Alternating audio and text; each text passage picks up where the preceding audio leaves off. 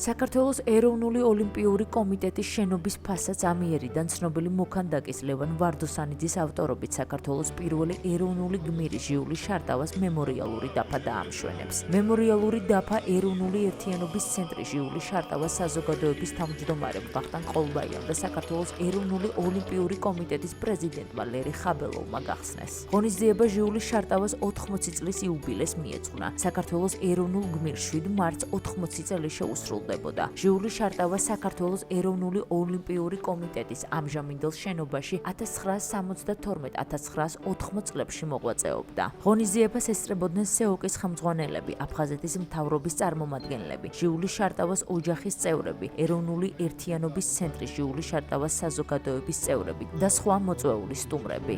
ბატონი ჟიulis მოღვაწეობის ერთ-ერთი მთავარი ნაწილი იყო ახალგაზრდა სპორტსმენებთან მუშაობა და აი ეს ბიჭები და გოგონების სურათები, რომლებმაც სახელი მოუხვეჭეს, მოუტანეს საქართველოს სპორტს, მათი უმრავლესობამ გაიარა ამ შენობაში. ამიტომ დიდი მადლობა მას იმისათვის, რასაც აკეთებდა. ჩვენ მოხარული ვართ საქართველოს ეროვნული კომიტეტი, რომ მემორიალური დაფა გაიხსნება ჟიული შარტავასი.